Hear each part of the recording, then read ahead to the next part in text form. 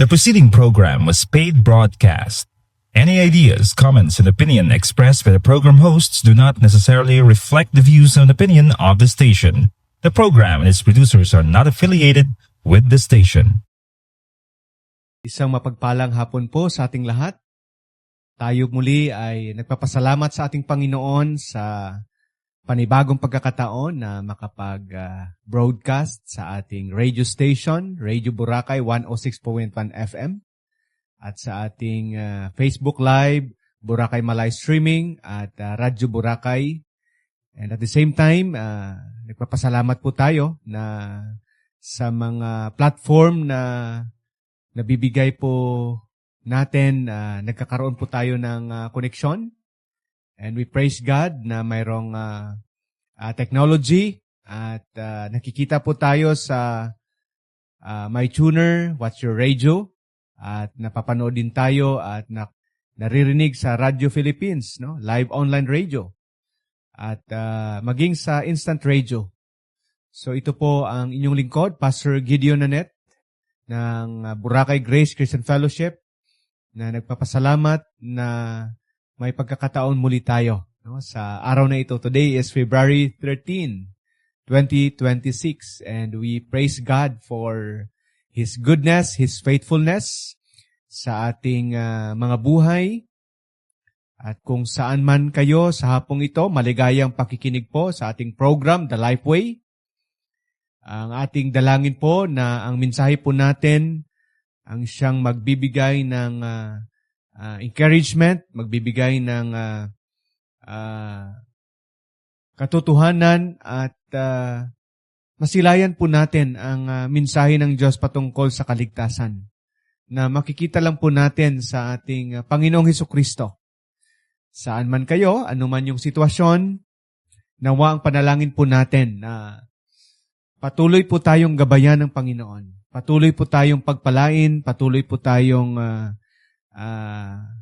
tulungan, nawa makikita at mararamdaman po natin ang pangungusap, no, ng ating Panginoon sa bawat buhay na mayroon tayo. Anuman ang role po natin, anuman yung mga responsibilities po natin, and even anumang mga bagay, no, circumstances na pinagdadaanan po natin. May kaagapay, hindi po tayo nag-iisa, nandyan po ang Panginoon. Nandyan po ang kanyang presensya, nandyan po ang kanyang katotohanan, nandyan po ang mga taong pinapadala ng Panginoon para tulungan po tayo. So sa ating mga kababayan po dito sa isla ng Boracay, magandang hapon po sa inyo. At sa ating mga kabarangay, sa lahat ng barangay ng Bayan ng Malay na nakikinig at patuloy na sumusubaybay at sumusuporta po, magandang hapon po sa inyo. And also, we would like to greet a blessed afternoon sa ating mga kaibigan, no? Diyan sa mainland, maging sa ibang probinsya ng Panay area, no? Sa maabutan ng ating signal, and also, I believe, no? Sa ating live na abot po natin ang lahat, no? Basta mayroong internet, mayroong signal, no? Ng internet, mayroong connection. Kung sa cellphone naman, mayroong load, no? Naabot po kayo, and magandang hapon po sa inyo. And muli, ang desire po natin, ang prayer po natin na mapakilala po natin ang Panginoon na nagmumula sa kanyang mga salita. Na ang kanyang mga salita ang patuloy na mangusap, no, sa atin, that we will get to know the Lord, no, that we will get to experience, no, His presence, no, and yung pinaka-end is magkaroon po tayo ng relasyon sa Kanya. So muli, papasalamat po tayo sa mga kapatiran po, sa mga kaibigan po nating sumusuporta, no, nag-i-encourage, no, nagpi-pray, and also nag-motivate sa atin na makapagpatuloy, no, sa hapong ito, sa gawain ng Panginoon. And sa hapong ito, gusto lang po nating batiin ang lahat, no, ng magandang araw sa mga nagsa-celebrate ng kanilang mga birthday or nag-celebrate this week or mag-celebrate pa bukas, no? a blessed birthday, no? Sa inyo, nawa ang pagpapala ng Diyos, no? Ay magbibigay ng saya, kalakasan, at maging inspirasyon, no, sa buhay nyo, sa buhay nating lahat. And also, we would like to praise and thank the Lord, no, na nabigyan po tayo ng pagkakataon, maganda yung panahon, no? Hindi mainit, hindi din malamig, at maging sa mga pangailangan po natin. And I believe, no, lahat po tayo mayroong reason, no, na pasalamatan ng Panginoon. Lahat po tayo ay mayroong i-testify, no, ipakita, no, na sa anumang hamon ng buhay, sa anumang mga problema na pinagdadaanan, anuman mga negatibo, no, na nakikita po natin at nararanasan po natin, mayroon po tayong lakas, no, na nagmumula sa Panginoon. And muli, no, sa hapong ito, inaanyayahan ko po kayo na makasama sa ilang minuto, no, sa hapong ito, just to share, no, discuss, no, and read and rethink, no, kung ano yung mga ibinigay ng Panginoon, pinakita niya, and especially sa hapong ito, yung ating pag-uusapan ay patungkol sa pag-ibig, no? Na kung saan makaka-relate po tayo. It is because basta sa buwan ng February, no? At sa araw ng February 14, no?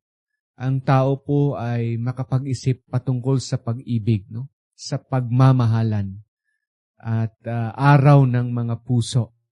And yes, no, kung titingnan po natin, kahit na may pagmamahalan, may pag-ibig, may mga puso po tayong nagsasaya, hindi po maipagkailan na mayroon pa ring negative effect, no? Mayroon pa ring struggle, mayroon pa ring mga emptiness, no, sa buhay natin, no, bilang mga tao. At maraming nagtatanong, yes, may celebration, may mga person na nagbibigay ng mga regalo, nagbibigay ng kanilang oras, no? Bakit hindi po natin maasam-asam, no, ang pinakataas na level, no, ng pagmamahal, no, sa buhay natin? Sabi nga ng iba, at least, no, kahit papaano meron, no? Pero yun ba ang yun lang ba, no, ang katotohanan patungkol sa pag-ibig? No? Once a year, no, buwan ng Pebrero, sa araw ng 14 ng February, yun lang ba, no? And that's why this afternoon ating balikan ang isang napakagandang salita, no, ng Panginoon. Isang sinabi mismo ng ating Panginoong Jesucristo. Kung ano yung pag-ibig, paano magmahal, at ano yung maging epekto at resulta nito sa bawat buhay. That's why we will talk about this afternoon ang pag-ibig ng Diyos. Yes, very familiar, narinig na po natin to, pero kung ating mabalikan, it's really amazing, no? It brings freshness, no? It brings energy, no? It brings hope. It brings positivity, no? Na mag-overcome sa lahat. Masabi po natin lahat, it is because yung pag-ibig na to ay galing sa Diyos and it's very powerful sa buhay natin. At lahat po ng aspeto ay matutugunan. Lahat po ng mga sitwasyon, no, ay maabot at marirelate niya, no? Makaka-relate siya sa ating sitwasyon bilang tao. Kahit na minsan masabi natin na hindi po ako reliyoso, hindi po ako nagsisimba. Dito natin makita that this love is for everyone. This love is for you and me. This love is eternal, no? This kind of love is a love na magpapagaling po, magliligtas po sa buhay at sa bawat isa sa atin. So, bago tayo magsimula, tayo muna ay manalangin. Lord, we thank you for this wonderful time na pinagpala niyo po kaming lahat. We thank you for the good health, for the strength, on how you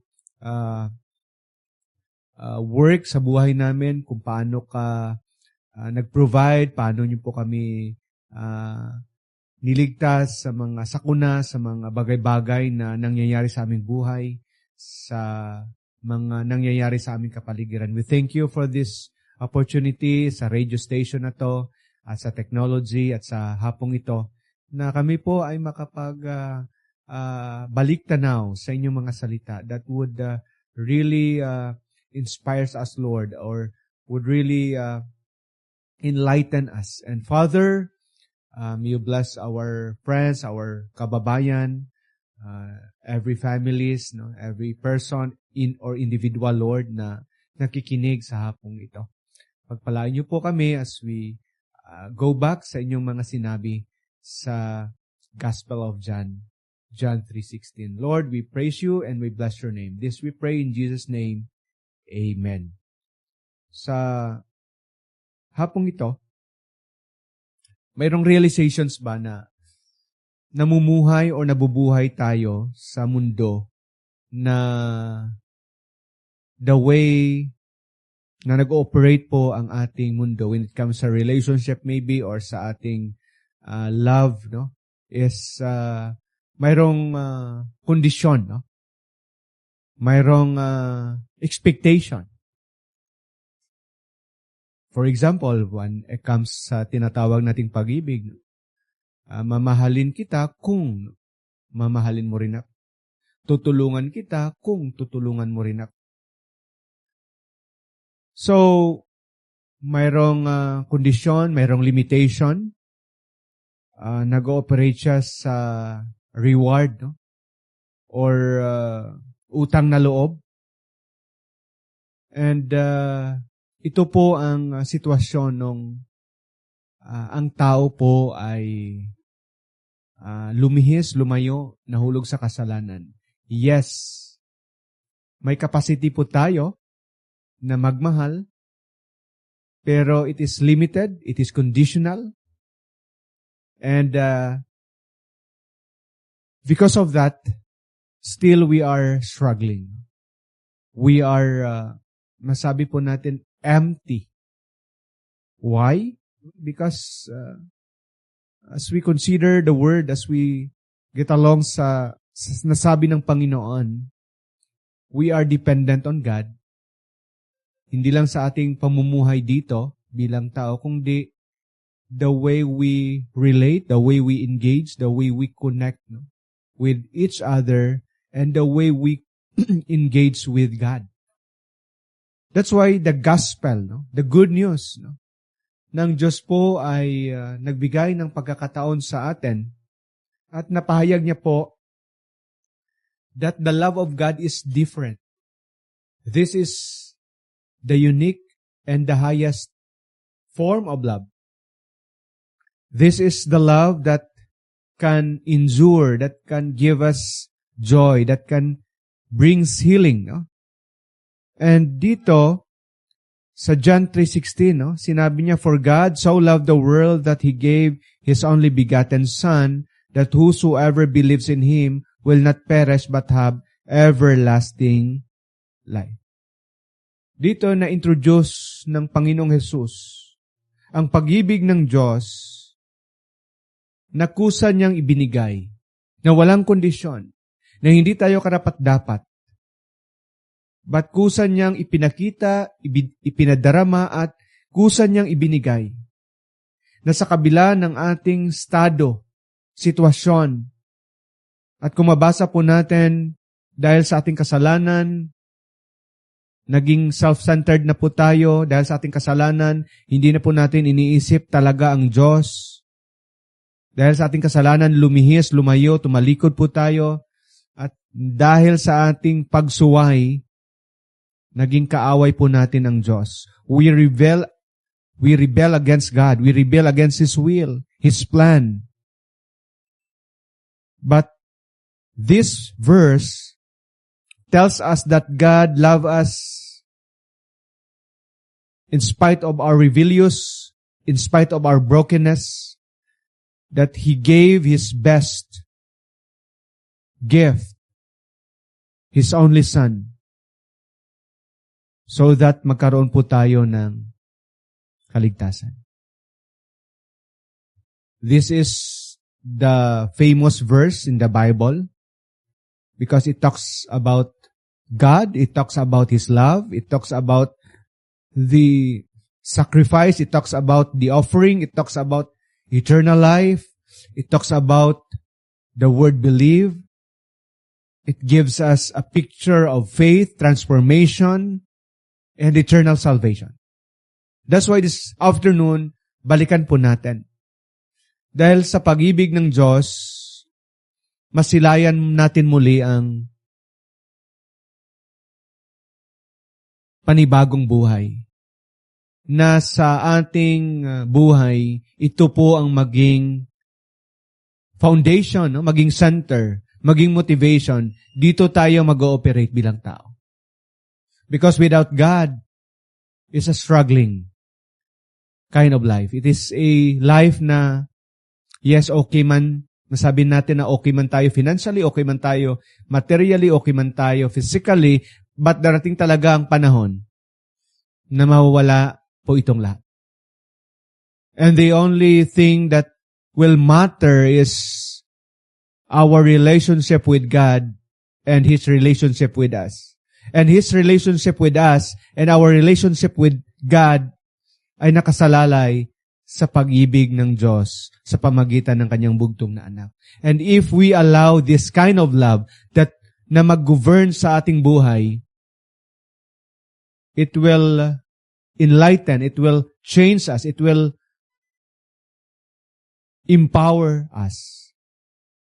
That's why napakahalaga po na maintindihan po natin. Hindi lang po natin pwedeng i-memorize or sabihin without thinking, without meditating, and without experiencing it. Yes, maraming taong nakaalam na ang Diyos po ay mapagmahal.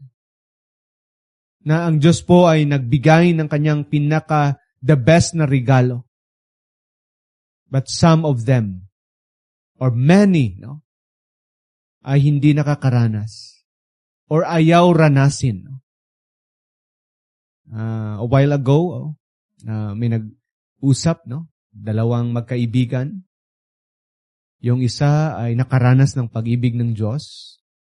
Yung isa naman ay, alam niya, nabasa niya na daw yung Bible, pero ayaw niya pang ibigay, no, ang kanyang pag-ibig, ang kanyang puso sa pag-ibig ng Diyos. That's the difference. No? Na makikita po natin sa mundong ito. Ang gusto ng Diyos na malaman, makilala, marinig na ang Diyos po natin na may likha ng lahat ay mapagmahal. At ibinigay niya ang kanyang kaisa-isang anak para maranasan nila ang pag-ibig ng Diyos by believing on the Lord Jesus Christ. But it's sad to say na yes, narinig na to, napaalam na to, but many, no, ay hindi po nakakaranas because they will not submit, they will not allow Jesus, no, to control, to govern. Kumbaga, sabi nga ng Revelations, no, na nangangatok ang Panginoon sa bawat puso. At kung sino yung bubukas, no, papasok ang Panginoon at magkaroon ng fellowship, magkaroon ng indwelling. No? So, this afternoon, we will go back, no, sa statement po dito sa John chapter 3, no, verse 16. And titingnan po natin yung mga words po dito na pinahayag, no, ng Panginoon. Sabi niya, for God, no? When we say God, there is only one God who created everything. This one God revealed Himself, no, to all the creation. The way na nilikha niya ang lahat, masabi po natin na mayroong Diyos. Mula sa bawat generation, history ng tao, this God revealed Himself. In every situation, in every circumstances, this God, no? Masabi po natin, said, told us, no? Or pinahayag niya yung katotohanan that He is the greatest lover of all. The God of the universe, the God of the Bible, the God of Abraham, Isaac, Jacob, the God of the Old Testament, the God of the New Testament, the God of this universe said on John 3:16 that He is the greatest lover. He is the only one na makapagbigay ng totoong pagmamahal. That in spite of our brokenness, in spite of our sin, in spite of our status and direction, His love will bring us back to Him. This lover, no, accepted us to be His beloved. Think about that. That this God, the Creator, the Sustainer, the Savior of the world, tells you that He loves you. He wants to love you. He wants to engage. He wants to have a right relationship with you. He wants to redeem you. He wants to get your attention. When you said, many will say this na nobody loves me. Nobody cares for me. Nobody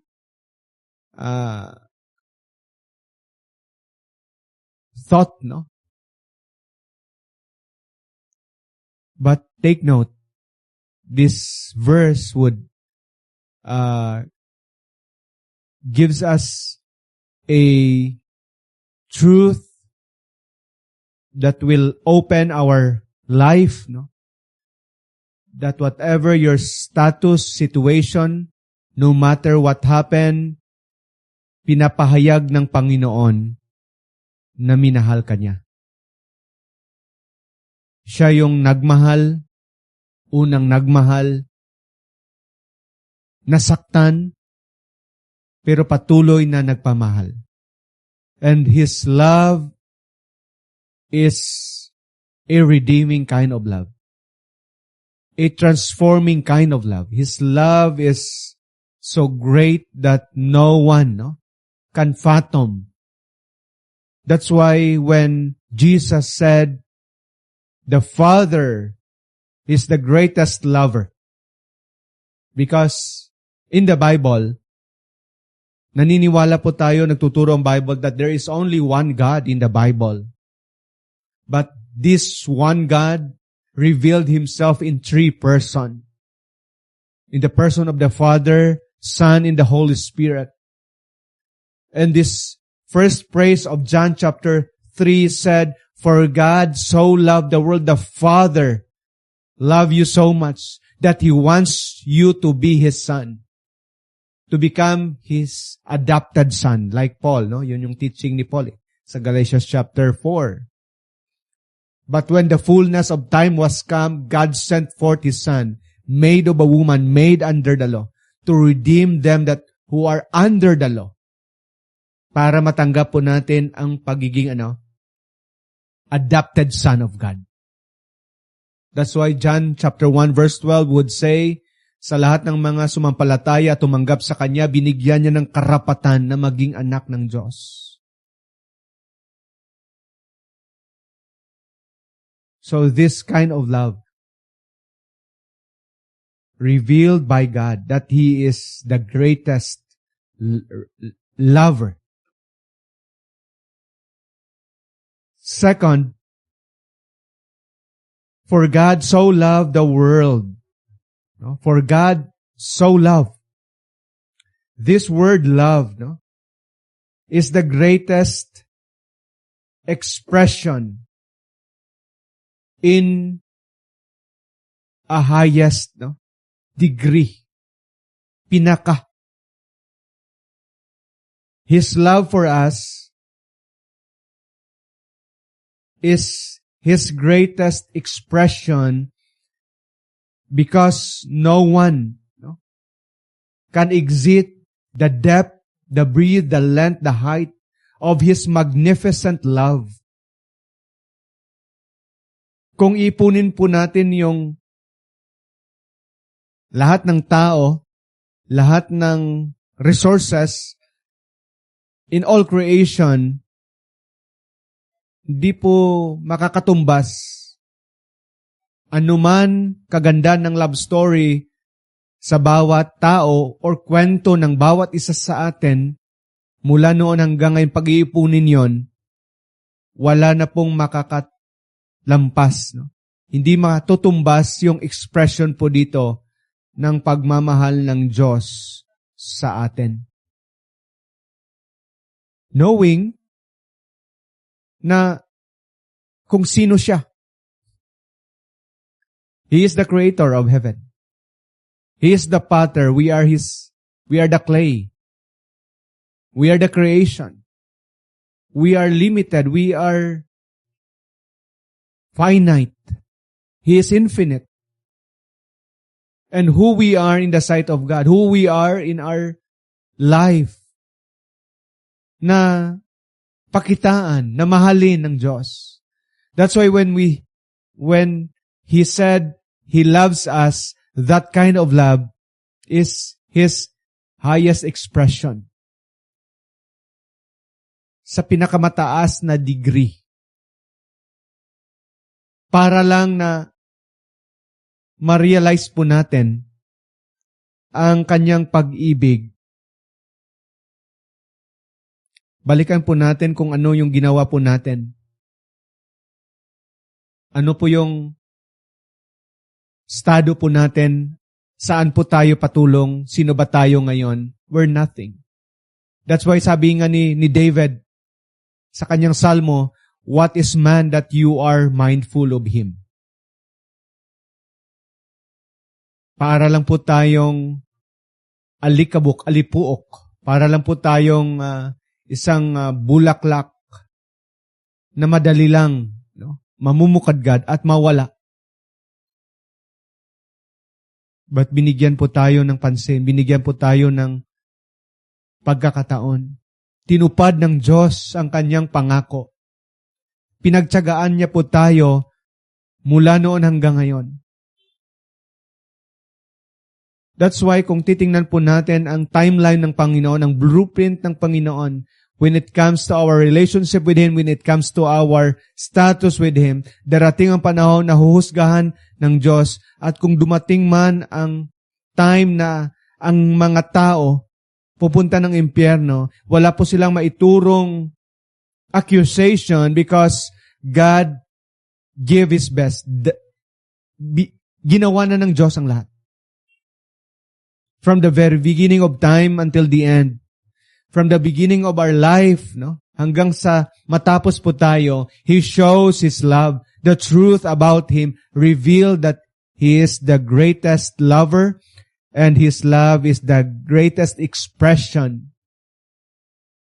Na kung hahanapin lang po natin ang pagmamahal sa mga tao dito, we will fail. Kung hahanapin po natin yung pagmamahal sa material na bagay, we will fail. We will be, in trouble. We will be, prostrated. But if you will find that expression of love sa Panginoon, you will be satisfied. Because you will be called beloved of God. Beloved children of God. So when the Lord Jesus said, "For God so loved the world," makikita po natin dito ang kung gaano kalaki, no? The scope. Sino ba, no? When we say the world, no? Buong planeta, no? Ng Earth. Lahat po ng tao na nanirahan, no? Nabuhay at nabubuhay. When we say the world, it means lahat ng tao. From Adam hanggang sa last na ipapanganak sa mundong ito. Minahal po ng Diyos. Wala lang siyang, hindi siya namimili, hindi siya makontrol kung sino yung kanyang mamahalin. No? Walang may nagturo sa kanya na, "Lord, kami lang yung mahalin, sila hindi." In our human history, in every generation, minahal po ng Panginoon. Minamahal at mamahalin po ng Panginoon. Every human being. That's why this word, no, the world, no, is, it refers to everyone, to anyone who has come into the world from Adam, and the scope, the vastness of that love na nako-cover ng Panginoon. So maraming nagtatanong, paano ang Diyos po natin makapangyarihan? Kaya niyang i-cover. Kaya niya niyang mahalin. Tayo, namimili, limitado lang. Pero ang Diyos po, even His enemies, even the worst sinner, even the cruel person on this planet, minahal yun ng Panginoon.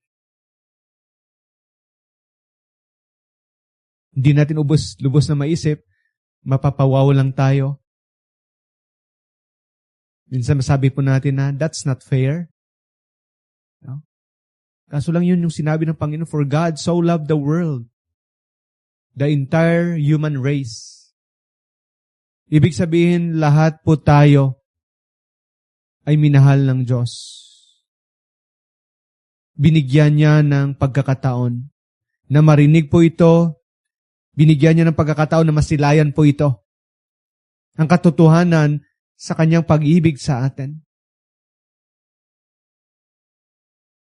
So when God says, "For God so loved the world," sana mag-aagaw po ito ng pansin na hindi lang pala pagmamahalan natin bilang tao. Hindi lang pala ang pagmamahal natin sa mga bagay-bagay. Hindi lang pala ang pagmamahal po natin sa ating trabaho, sa ating mga ginagawa. But yung pinakamahalaga po dito, yung pagmamahal ng Diyos na tutulong sa atin para mahalin natin siya. Para magkaroon ng pagmamahalan. It is because ang lahat po ng pagmamahal ay manggagaling at nanggagaling sa Panginoon. Without God in our love life, it will ruin us. It will lead us to destruction. For example, without love, kung walang pagmamahal ng Panginoon, Walang mag-guide sa atin, maging idolatrous po tayo, maging self-centered po tayo. Kasi, di ba, for example, mahal natin yung mga bagay-bagay, mahal na po natin yung pera. Without the love of God, walang pagbabago, no? Na mangyari sa buhay. So, it will lead us to destruction. So, for God so loved the world, and He said that He gave His only begotten Son. Nung ipinadala ng Ama ang kanyang bugtong na anak, hindi po naging madali po sa kanilang relasyon. Na ang Creator mag-undergo sa kanyang paglikha. Na ipinanganak siya sa sabsaban. Maging tao ang Diyos. Hindi po yun, madali. That's why sa mga taong hindi naniniwala na si Jesus ay Diyos, yes, hindi po naging madali yun. At kung logic lang po yung pagbabasihan at kung proof lang po natin as human, yes, impossible na ang Creator mag-undergo sa proseso ng kanyang paglikha. Ang Diyos po ay nagkatawang tao.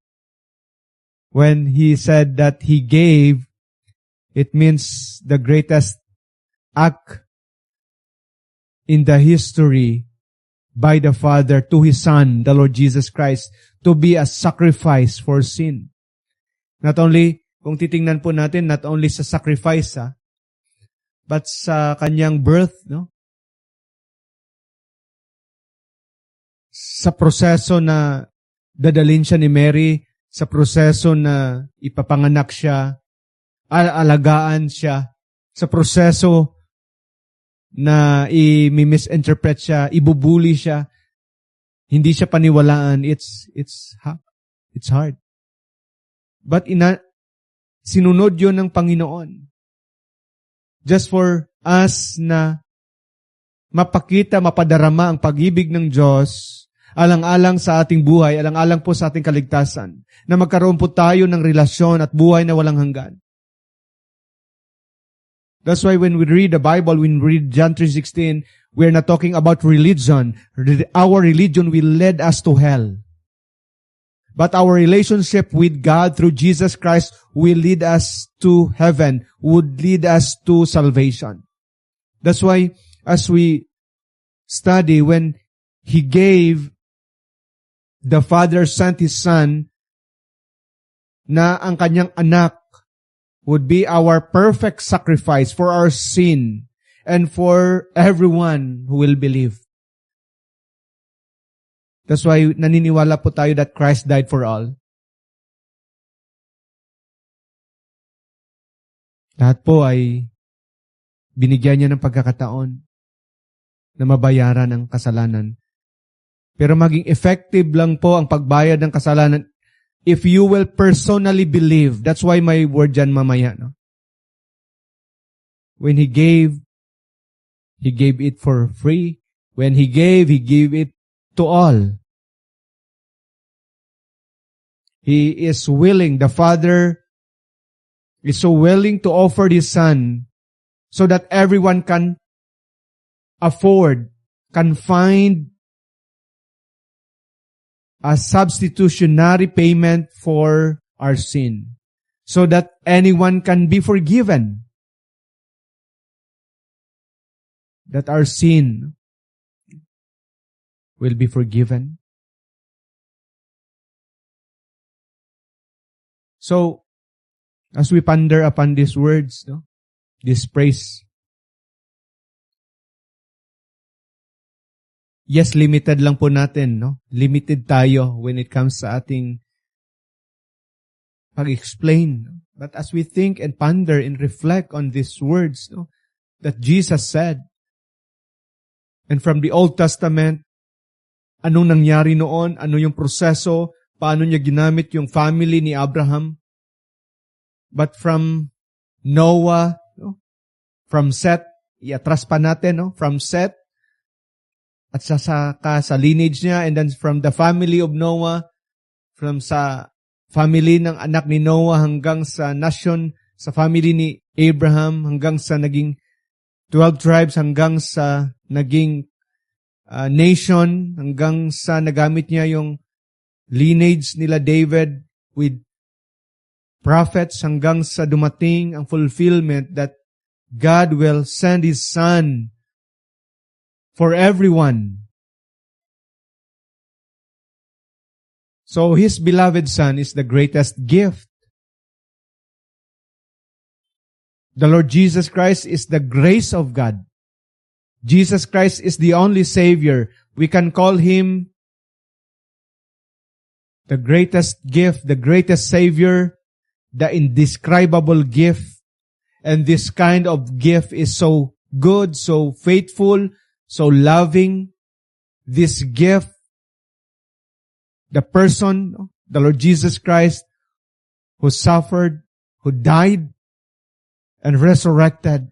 And He said, whoever will believe on me, I will give him eternal life. This is a living sacrifice. This is a powerful sacrifice. This is the begotten Son of God. That's why very unique po si Jesus Christ na describe ng Bible. Hindi po Jesus na na-describe ng Biblia, ng religion. No? Sorry. Many religion would describe and reflect Jesus, but kung basahin mo yung Biblia, iba po yung Jesus dito. Jesus is God. He is the Creator with the Father and with the Holy Spirit. He is so perfect. He is so good. He is so forgiving, loving. He is alive for all eternity. And this is the beloved Son of God. Huwag po tayong maniwala sa Jesus na dinidescribe ng religion po natin. Or sa katang-isip lang po natin. We should read the Bible. Read and read who is Jesus, the beloved Son of God. Ano yung buhay niya? Ano yung mga sinabi niya? Ano yung mga pangako niya? Ano yung mga gagawin niya? Especially in the book of Revelation. At kung makilala po natin si Jesus, the beloved Son of God, it will lead us to Him. Susuko. At isusuko po natin yung buhay po natin sa Kanya. He is the lover. Hahabul-habulin po natin siya sa buhay natin kung maintindihan lang po natin. That's why maraming beses po na naikwento po ni Jesus, especially sa Samaritan woman, sabi niya, alam mo babae, kung alam mo lang yung tubig na kaya kong ibigay, na kapag mainom mo na to, hindi ka na uuhawin muli. Sabi niya, gusto ko yan, saan yan? And by believing on the Lord Jesus Christ, our life will not be the same. Our life will not be the same. Ang makikita po natin kung ang ating religion mag-describe kay Jesus, our life will not change. But the God or the Jesus of the Bible, the Jesus on His Word, at kung ating makilala siya, our life will not be the same.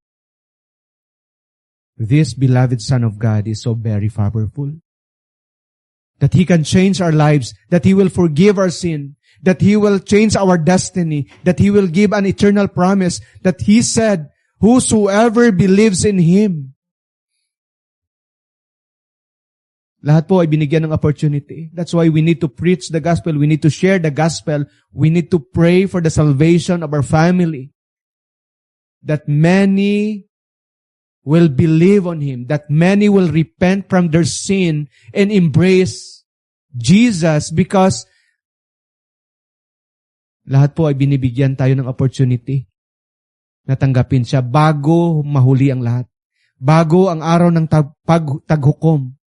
Bago yung judgment day. Bago dumating ang Panginoong Jesus. Bago tayo kukunin ni Lord. We need to believe on the Lord Jesus Christ, nabibigyan po tayo ng opportunity. Kaso lang as we meditate sa situation right now, so busy ang tao. No time for Jesus, no? Sabi nila, no time for love, no? Yes, no time for love for Jesus because our love ay nakafocus sa tao, nakafocus sa mundo, nakafocus sa mga gawain ng mundo, nakafocus sa ating trabaho. It's not wrong, but we need to acknowledge that we need to have time to love Jesus. Because sabi niya, whosoever, the greatest opportunity is here. And we need to take advantage of this opportunity habang may buhay, habang may pagkakataon. Tanggapin na natin.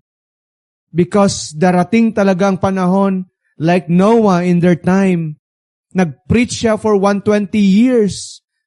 Maligtas kayo. Sumama kayo sa akin, maniwala, magsisi kayo sa inyong mga kasalanan kasi husga na ng Panginoon ang mundong ito at dumating ang pagkakataon na nasarado na. And this is the opportunity when He said, whosoever will believe on Him. This is an opportunity right now. Kung naririnig mo to, hindi mo pa tinatanggap si Jesus Christ, hindi ka pa sumusuko sa Kanya, hindi mo pa siya kilala, you need to know Him. Because today is the day of salvation. This is an opportunity for you to reflect on the love of God in Jesus Christ. So lahat po ay nabigyan ng pagkakataon, lahat po ay minahal ng Diyos. Wala siyang reliyon na paborito. Na sabihin, kami lang yung tama, kami lang yung maligtas. No. Lahat po tayo ay nilikha ng Diyos. Lahat po tayo ay nagkasala sa Panginoon. Lahat po tayo ay minahal ng Diyos. At si Jesus ay dumating para sa lahat. Pero ang makakatanggap lang ng kaligtasan, ang sinumang sumampalataya sa Kanya. Kasi sinabi po dito, whosoever believes in Him will not perish. Believe and be forgiven. Believe and be delivered. Believe. For there is salvation. At tingnan po natin, salvation from our sin. Salvation from hell. Salvation from eternal separation. This is so good, so important, that we need to believe. Kasi hindi lang po ito believe lang. Just to believe, no? But believe that brings salvation from our sin, from impyerno, from eternal separation. And this is the hope of God. Ang nagngako nito hindi tao. Kasi sabi ng vlogger kanina, ayaw kong magbigay ng false hope sa mga tao. That's why parang ayaw ko nang magsalita sa Diyos. No. The Bible is the Word of God. Yes, kung sa atin, mabibigyan natin ang lahat, ang ating sarili ng false hope. But when we read the Word of God, if you will believe the Word of God, if you will believe on the Lord Jesus Christ, ayaw man pakinggan ng tao, but this is the living hope. That if you will believe, you will be saved. Sabi niya, whosoever believes in Him, in Jesus Christ, only in Jesus Christ, will not perish. The word perish dito is judgment, misery, hell, eternal lake of fire. Sabi ng Biblia, lahat po tayo ay pupunta ng impyerno dahil ang lahat po ay nagkasala. Pero pwede pala na hindi mapunta sa impyerno at huhusgahan ng Diyos. At ang kaparaanan, ang daan ay isa lang si Jesucristo. And if we will believe in Him, we will not perish, but have everlasting life. Sigurado, may pag-asa, buhay na walang hanggan, kasama ang Diyos sa Kanyang kaharian, sa walang hanggang. And this is the message of love this afternoon. May contrast po dito. Whosoever will believe on Him shall not perish but have everlasting life. So as we end, Paul, in his writing, sabi niya, for by grace you have been saved through faith, and not of yourselves. It is the gift of God. Love from God through the Lord Jesus Christ would give us salvation. And this is the gift, the greatest gift. And through faith, lahat po ay pwedeng tumanggap nito. Hindi sa aking reliyon, hindi sa aking mga gawa, kundi sa salita ng Diyos na ating tinanggap at pinaniwalaan at gusto po nating maranasan. Tayo po naniniwala at gusto po nating ranasin yung ating paniniwala. Hindi lang po tayo naniniwala sa wala. Diba kapag may gusto po tayo, gusto nating matikman, maranasan. So when we believe on the Lord Jesus Christ, alam po natin na ang Biblia ay salita ng Diyos, and we want Him into our lives. We want to experience Him. And the good news is, when you believe on the Lord Jesus Christ, He will reveal Himself to you. You will call upon His name and take up His word na ating pinanghahawakan. And He will reveal Himself because it is the work of the Holy Spirit. In saving us, it is the gift of the Father, it is the sacrifice of His Son, and it is the opening, it is the conviction of the Holy Spirit. And right now, He is telling us again, He is calling us again to believe on the Lord Jesus Christ, the greatest lover of our soul, of our lives. So mga kaibigan, as you celebrate the love month maybe, or buwan ng mga puso, sana pag nating kaligtaan, pinakamamahal po nating Diyos na nagmahal sa iyo at ang kanyang pagmamahal ay siyang makapagligtas dahil ang pagmamahal niya ay nasa kay Jesucristo. At si Jesucristo ay nagkatawang tao, namatay sa krus at muling nabuhay, at ang sinumang sasampalataya sa Kanya. At kung ikaw po ay sumampalatayan sa Kanya, you will never be the same. You will never be the same again. Babaguhin ka niya. He will reveal Himself to you. At ang tawag sa inyo, tawag sa atin, believer of Christ, follower of Christ. And you need to share the gospel. You need to make disciple. You need to involve kung ano yung ginagawa ni Jesucristo sa ating kapanahunan ngayon. Because darating talagang panahon na babalik siya. Babalik siya at kukunin niya ang mga tumanggap sa Kanya. At huhusgahan niya ang hindi tumatanggap sa Kanya. Hindi akong may sabi niyan. Si John ang nagsabi niyan. Sa book of 1 John, he who has the Son have life. But he who does not have the Son does not have life. Kamatayan po or buhay. That's why wala na tayong option. Either to believe or not. Believe and not be condemned. Not believe and condemn already. And this is the love of God to you and for me. Believe on the Lord Jesus Christ and you will be saved. So mga kaibigan, magandang hapon po.